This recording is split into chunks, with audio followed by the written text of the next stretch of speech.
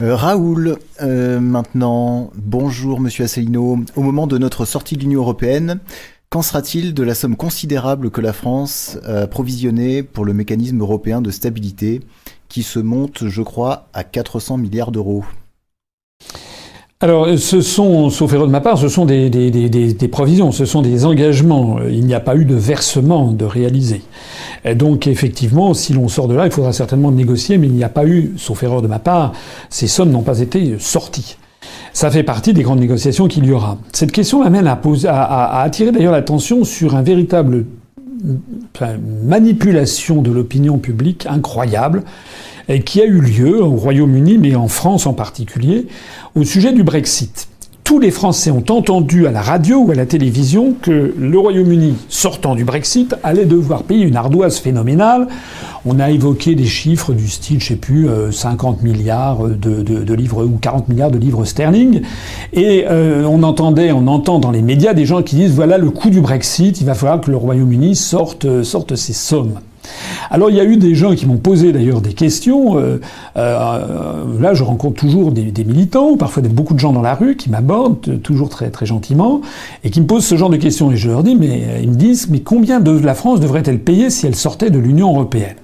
Alors moi, je voudrais, et je l'ai déjà, mais je voudrais revenir là-dessus parce que c'est quand même important de démonter la manipulation. Tous les 5 ans, il faut qu'il y ait des négociations budgétaires au sein de l'Union européenne. Bon. Et tous les 5 ans, chaque État dit, ben voilà, je m'engage sur les 5 ans à venir à donner, pour la France, mettons, 23 milliards d'euros pendant 5 ans avec peut-être une clause de réévaluation d'inflation, donc peut-être 22,5, 23, 23,5, 24, etc. sur 5 ans. Voilà.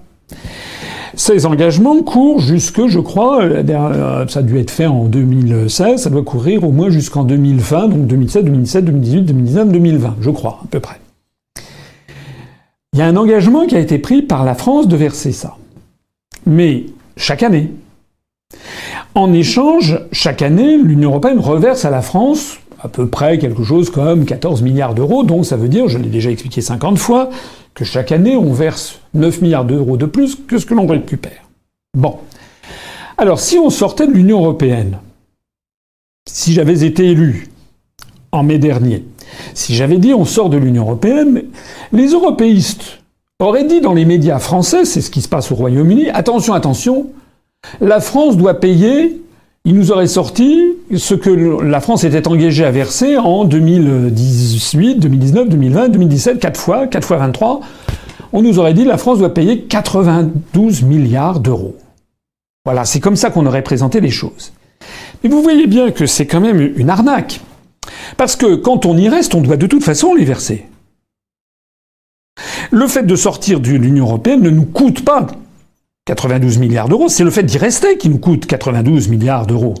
Et accessoirement, ceux qui auraient dit ça auraient caché le fait qu'on aurait dû récupérer pendant 4 ans les 14 milliards, c'est-à-dire 56 milliards d'euros.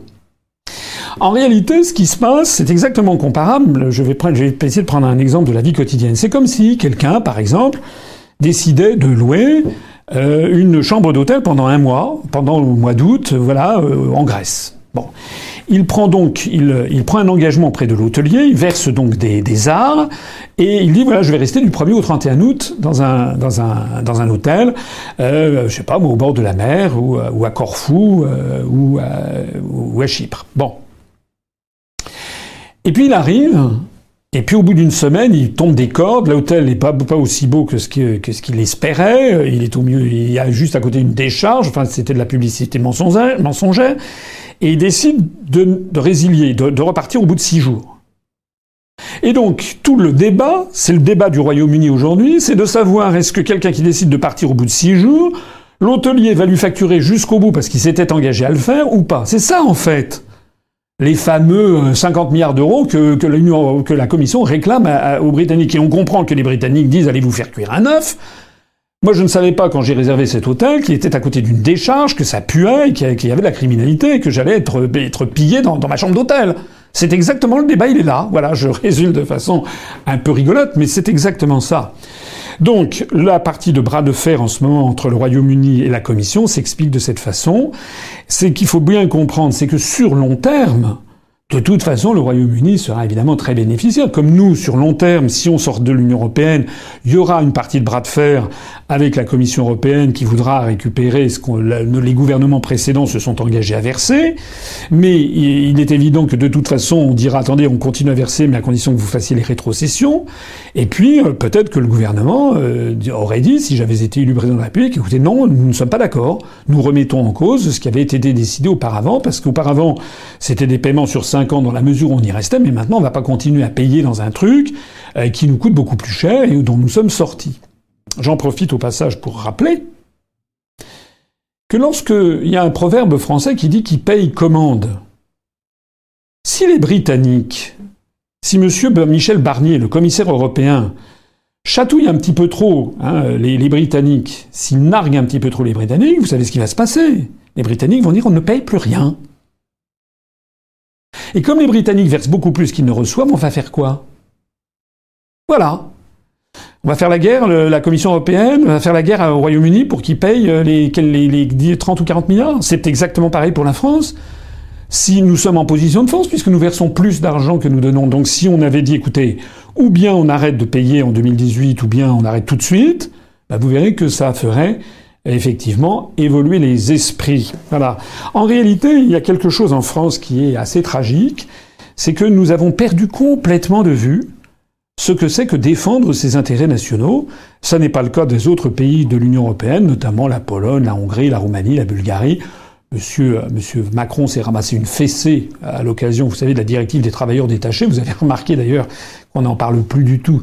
Tout ceci a été enseveli sous d'autres tollés et d'autres scandales, notamment la gestion calamiteuse de l'ouragan Irma, notamment ce que vient de le lapsus invraisemblable que Macron a fait aux États-Unis lorsqu'il a annoncé à la communauté française rassemblée à New York que le gouvernement avait décidé de sortir de l'état de droit. Alors après, il avait voulu dire de sortir de l'état d'urgence, mais enfin c'est quand même un lapsus particulièrement calamiteux. Nous, si vous voulez, nous disons il faut maintenant reprendre les choses en main, avoir à la tête du gouvernement et de l'État des gens qui défendent les intérêts du peuple français. Voilà.